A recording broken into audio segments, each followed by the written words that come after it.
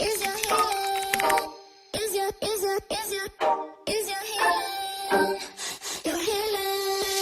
Is your healing? Is your healing? Your healing?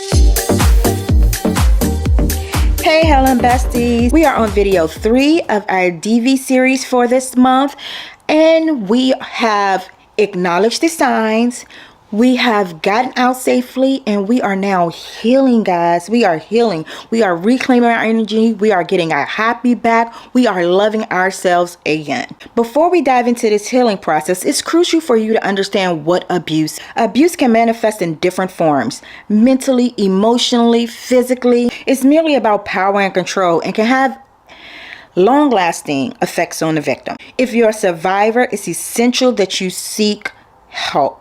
Professional help. I'm glad you came to my video, but what I need you to do, sis, is get a therapist. Get a therapist ASAP. I promise you, it's going to put you light years ahead of your healing. The first step towards healing is self-compassion and self-care. This means taking care of your physical, your mental, and emotional health, setting boundaries, and forgiving yourself for not preventing the abuse. Yeah, I said it. Forgive yourself. Forgiving ourselves is often one of the hardest things to do. When the storm is clear and you've settled out of your situation, you will look in the mirror and not recognize yourself. Having compassion and setting a self-care routine is the beginning stages of putting yourself back together again. Sometimes self-care is being loved on by family and friends, and sometimes it's isolation. You have to assess your needs and what you need in a moment. Establishing a support system. Your healing tribe is what I would consider it, because it may be very different from your support system for getting out, if you know what I mean. Reach out to family and friends who can provide emotional support, who can help you move on, who can help you not sit in it. You know what I'm saying? Like, we can tend to sit in it and think about all the things, worry. Who can help you move on? Who can help you get out and live again? Consider joining support groups where you connect with other individuals who have similar experiences as you. However, when reaching out to family and friends, I must warn you, not everyone will understand. There will be people who don't believe, who question you, who feel as though you brought it upon yourself because you stayed. And then there will be people who, little do you know, have experienced the same thing. I will tell you, while many, many years out of my situation, I still have times where I feel as though people don't believe me.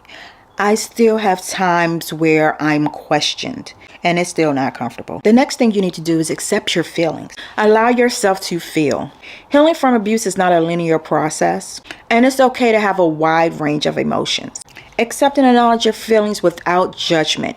You have to almost train yourself to feel again and to believe that your feelings are valid, and it's not as easy as you think. Let's not forget that you've been gaslit for months, sometimes even years, to believe your feelings didn't matter and that they weren't valid. As a result, there will be many times where you automatically resort back to that thinking. Post many years, this still doesn't come naturally to me. I literally have to be very intentional about allowing myself to feel, acknowledging my feelings, and allowing them to have validity. The next aspect will be building back your self-esteem, because I can tell you right now, it's probably in shambles. At least for me it was. I cannot tell you when my self-esteem took a nosedive, but indeed it did. And I wasn't fully aware of this until I looked back on how I navigated relationships with men after that. I didn't think I moved with low self-esteem. I didn't think that I thought low of myself until I thought about the things I tolerated from men.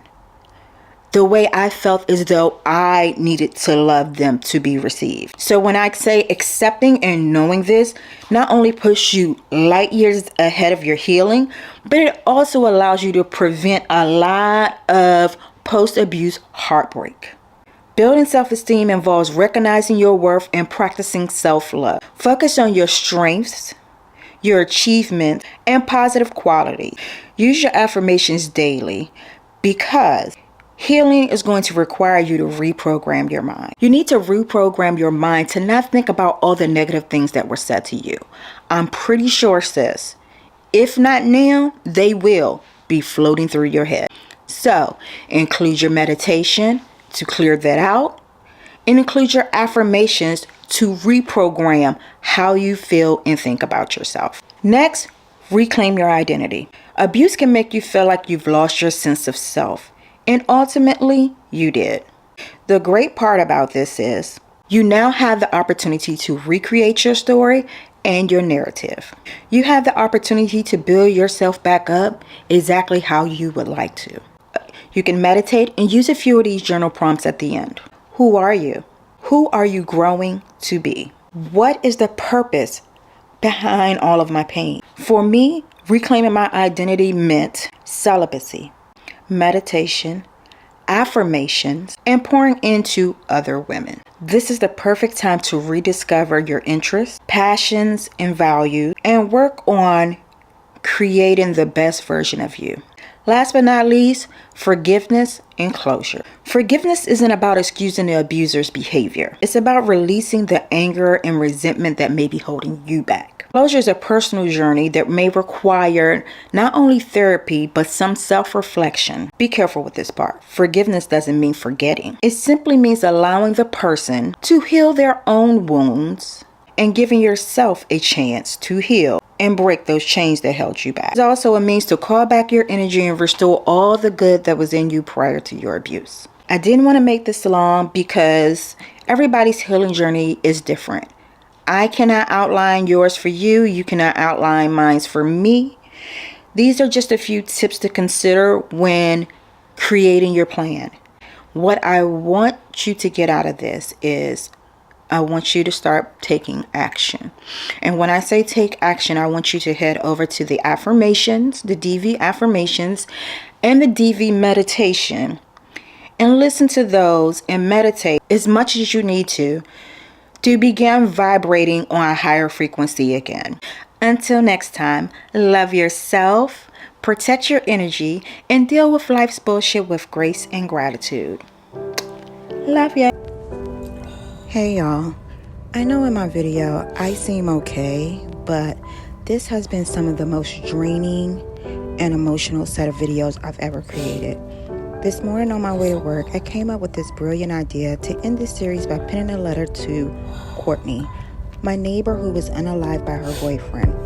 And then I decided I wanted to catch my thoughts and words when they were coming in an effort to be authentic and transparent. And by sentence 2, I was in the middle of a complete meltdown. Mind you, I was on my way to work. But there was money to be made, and thank God for breath work. This is my letter. Dear Courtney, while we resided very closely for some years, I didn't know you well. However, I currently feel closer to you more now than ever. The amount of tears I cried this month over a beautiful soul I was unable to connect with is unimaginable. Thank you for the small part you have now played in my very big journey. Thank you for inspiring me to dig deeper and further connect with my purpose. I carry this torch for us and hope to inspire more women to choose themselves sooner rather than later. May your circumstance not be in vain, and may this series inspired by you save many lives. From a healing spirit with love and a dash of thug, Ebony.